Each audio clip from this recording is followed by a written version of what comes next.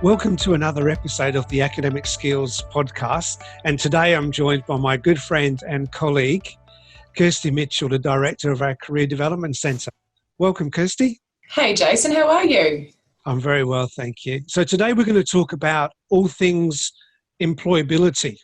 And I've worked with you for many years now, and I can just see how much you love what you do. Can you please give us an overview of what you do and why you love it so much? Yeah, look, thanks. Very exciting to be here. I can talk about careers for days, so hang on to your hat. So I always say I'm in the hopes and dreams business, and I think that I've been working in careers now for over 20 years. My original career idea was I was going to become an economic psychologist. So I started out doing economics and psychology at another university and realised that was not quite my journey. So I finished off with psychology, and then I went out and worked with long-term unemployed and disadvantaged clients for a good number of years, and then found my way to Bond, and I've been hooked ever since. I've been here for 15 years, and I completed my Masters in Career Development, and I'm currently pursuing a PhD journey, which is quite the adventure. And I think one of the things I really like about careers and how I've found myself here and how it makes sense to me is that I think psychology for me was too much caught up in what's the trauma or what are the experiences that people are going through. Whereas I've always been really interested in that's true, but then what can you do about it? So there's always a way forward. So I've always been an optimist, and I've always believed in constructive action. And I think that particularly from working with long-term unemployed and disadvantaged clients, you're working with people who really have some pretty challenging circumstances to overcome.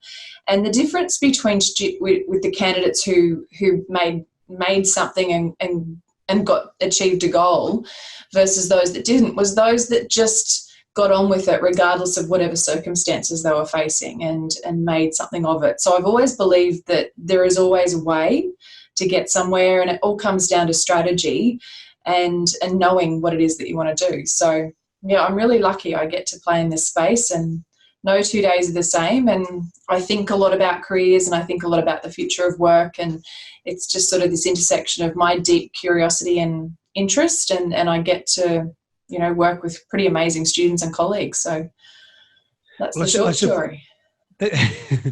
Thank you. That's interesting, because I suppose when you say there's always a way, or those that succeed find a way, really that's how we work in the university space, is there's always a pathway, and you can change your pathway as you can your career direction or aspirations as you go through the journey here at Bond and beyond, really. Absolutely. Well, I think that you have to let go of the perception that there's a perfect plan, there's a perfect path. Perfect just has to make sense to you. I've always said that, you don't get to the great beyond and you get 3 stars or 5 stars because of the career you had. Really, the things that matter in one's life are, how did you contribute? Deathbed regrets aren't emails and meetings and a salary. It's I didn't contribute. I didn't, and who did I do it for, and who did I serve, and who did I love, and who loved me? They're the things that really matter. So I think they're the things that you should really always have at the heart of any career planning journey. And really career planning is also a part of the broader perspective of life design. That it's lifelong and life-wide. So we get great fulfillment from a whole heap of roles that we don't necessarily get paid for. And that's not to demean that that's a contribution. And so I think every contribution matters. And I take a very broad lens of what career means and how each of all the components fit together. Speaking of the components and fitting together, are you able to give a quick overview of the Career Development Centre and the different departments and services available? Certainly. So the Career Development Centre, we're incredibly lucky here at Bond to have such a great service and to have a well-staffed service. A lot of other universities in the country just don't have this ability. So we're very blessed and lucky to be doing what we're doing. So there's a big team of us, and that's broken up into 3 areas. So I oversee the whole shebang, and I'm a career counsellor by trade. So I do work with students, and I typically work with our HDR and research students.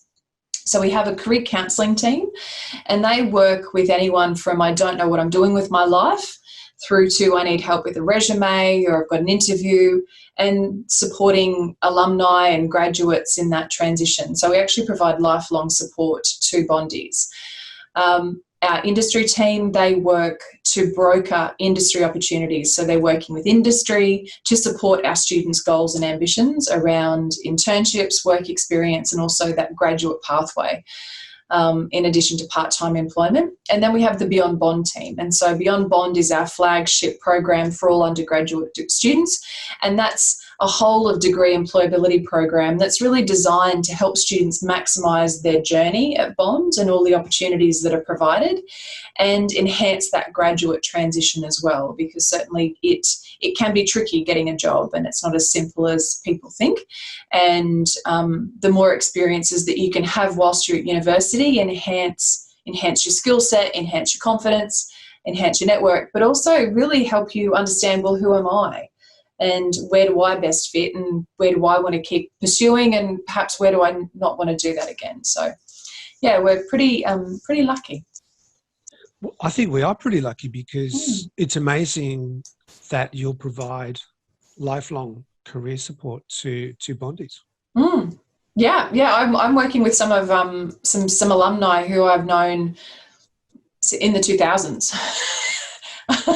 And they're up to number 2 or number 3 transition. So it's a really wonderful journey to see people grow and evolve, because certainly I think careers isn't ever an answer. It's not like an algebra equation where you've cracked it and it's a neat answer. It's an evolution, and how work fits into our lives will change as our lives change and circumstances change. And it is this constant process of adaptation. And so career development is it's an approach to understanding self, world of work, meaning, and constructing meaning, and finding meaning, and crafting new ways forward. I'm taking from the conversation that the world of employability is fluid, and we need to learn about ourselves, but we also need to understand what the skills or the employability skills and traits that employers are looking for. You do extensive research and work with partners around what industry is looking for.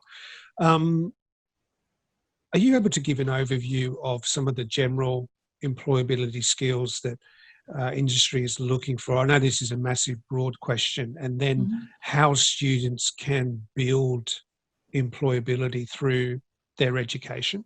Yeah, certainly. From my experience working really closely with employers, so I used to be a recruiter. And so fundamentally, employers are looking for someone who can add value to their business, either helping them make money or save money in whatever context they're in. And so to do that, they look for a really broad suite of skills, not necessarily knowledge. And I think that that's where employability development programs, whilst you're studying, are super important, because it helps you shift from I know things to I can demonstrate how, using skills, because that's the language of employers. So the things that employers are always saying that graduates are desperately needing are really people skills, and we call them soft skills, but they're not soft skills. They're incredibly hard because they're not so easy to develop, and they're ephemeral at times. So it's the work to do with people. So it's communication, interpersonal, team skills, problem solving, creative problem solving. Particularly now we're looking at collaboration and contribution as how are you adapting to the environment. And so certainly what we're seeing now in this COVID interrupted world of work, that employers are really doubling down on, well, what did you learn in this challenge? How did you adapt? how can you read what's perhaps happened out in our market and think about how you might contribute in the future? So with COVID interruptions, how has that disrupted and shocked industries globally, and what does that mean at a local level and national level, and the future of work? So I think that they're wanting critical thinkers, people who can demonstrate initiative, people skills, and then the technical skills, which you develop over the course of your degree. So in terms of what can you do to support those skills is really get involved in a broad range of things. And that's why we always say that in Beyond Bond in particular, it's really knowing where you're at right now. So what are your strengths? What are you curious about? What are you interested in? Where do you see yourself going? So what are the areas you'd like to explore? And then starting to test that and experiment with that. So it could be things like volunteering, work experience, which we broker. There's a ton of opportunities available at Bond, from mentoring, from Indigenous engagement, through community, through sport, part-time employment. My philosophy is anything that you can get fired from or failed at, we can sell, quite frankly. So it's thinking about an activity and going in and doing it. I think a lot of people are great at the planning bit, and then the action bit, we get busy or we're afraid or we don't want to do it or we get distracted. And then you reflect. So what did I do? What happened? What did I learn? What might I do differently?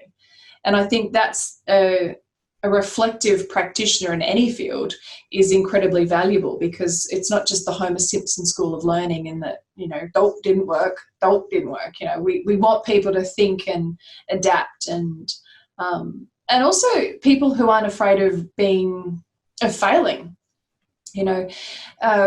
We're very afraid of failure generally in a culture, and I think that employers are increasingly saying to us, we want people who can fail, who can learn from failure, who take on constructive feedback and adapt with that, and people who are continually learning as well. So it's more like you'll learn a living rather than earning a living in the future. So that's the short story, Jason.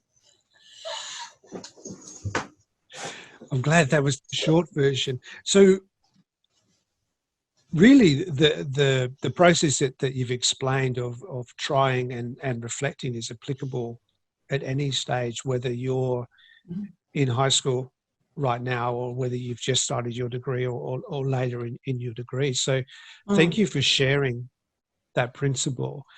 When I was at uni, I got wrapped up in my studies. I got into my final semester. I still got wrapped up in my studies, and then I finished, and I didn't have anything lined up, and I didn't have the support that the Career Development Centre at your team and you provide. So clearly I needed to think about how I was going to get my dream job earlier whilst I was studying. So have you got some tips for students of how they can achieve their dream job or the outcome that they want whilst they're enrolled at Bond and studying? Is there some sort of advice that you can give? Yeah, absolutely. We always say it's never too early to start. I think that is one of the harder, certainly in observing, I've been here for 15 years, observing students who'll struggle at the end, students that have gone through the degree and focused solely on the academic work. And so they get to the end, and they're at the end of that journey. There's a natural exit in that you graduate and you have to go somewhere else. And I think a lot of students think, well, it'll happen along the way, because certainly career development work and reflecting and thinking can be uncomfortable. It's not something people have skills in doing. And I think that when we think about, I don't know what I'm doing with my life, I don't know what I'm doing, it connects to that bigger question, which freaks people out. And they just don't know how to deal with that. And so I think you always bring it back to, okay, well, where am I at? What am I interested in and curious in, and how can I explore that earlier? So, anything from, volunteering, getting involved in a club or society, starting to talk to people about what they do. I think one of the best sources of information is just right in front of you, and you are situated in a broad network of people. Just asking them about, what do you do? You know, and why do you do it? What do you enjoy about it? What do you find challenging? How did you get into it? And being curious about people's stories and this lived experience. And I think often, you know, students often put off this exploration because I think, well, I have to have the degree, I have to be finished, I have to be there. But the point you made about, okay, well, this applies to year 12, or we all bring something to the table. We've all got this lived experience. So we've all got skills and hopes and dreams and abilities and interests, whatever stage you're at.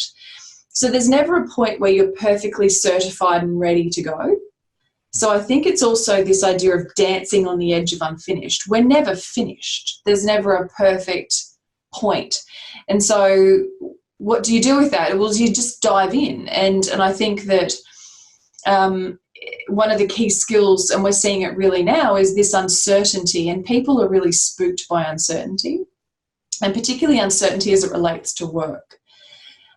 Because bear in mind, work is an economic factor, so it freaks people out. And so, yeah, if I say, well, I don't know where I want to go on holiday, there's no alarm, there's no panic, I don't know what I want for dinner, no one's bothered by that. And I have a process of thinking about, well, what might that do? And I think holiday planning is a really good metaphor for career planning, in that, okay, if I want to go on holiday, where do I want to go? What's the sort of experience I'd like to have? Who do I want to go with? What are the sorts of things I'd like to experience whilst I'm there? How much is it going to cost me? What are the logistics I need to think through? And there's a whole heap of uncertainty with all of that, particularly if you're going further afield and more adventurous. But the uncertainty is bundled and packaged up under excitement. Yet the same deal happens with work. Okay, what would I like to do? Who would I like to do that with? Who would I like to serve? How would I get there? What are the logistics? What would I get paid? What are the benefits? Uncertainty around that is really fear. And I'd really like to flip it and say, well, it's excitement and it's possibility thinking. And so how do you get practiced at that for the rest of your life? You're never going to wind up at, you know, this is a constant piece of work because we're evolving and the labour market's constantly shifting. So this is something you'll do in cycles. So it's really taking stock of, where am I right now? How can I get involved? How can I explore? How can I test? And doing a variety of things. Seeking advice early. A lot of students will often think, I can't come to the career service because I don't know. Actually, we're the best when you have no idea. That's when we are the most value to you, because we're really skilled in that. You know, the Sherpa of that is to guide and help you through that journey. And I think just rebadging that fear and uncertainty to excitement and possibility, and action precedes clarity, and not the other way around. And I suppose when you're enrolled at university, that's your job. You're there to study, and that's the best time because you've got a safety net. That's the best time to jump into the uncertainty and to do some possibility thinking, because if it doesn't work out for whichever reason, your job is to be a student and be enrolled at university and your studies. So you can try lots of different things. Yeah. Whilst your full-time job is being a student. Yeah, and you're fully supported, and then you can really learn from the feedback. So you want to really build in feedback loops. So what did I learn? Asking others, how could I have done that differently? Even failure. We have an epic fail reflection in Beyond Bond. So we want people to really think about, okay, I failed. Great. What did you learn? What would you do differently? How can you move forward? And I think that a lot of times when you're working on a strategy with people is thinking about what's the next right thing. It's not the end, you know, and they always say that the journey of 1,000 steps starts with the first one.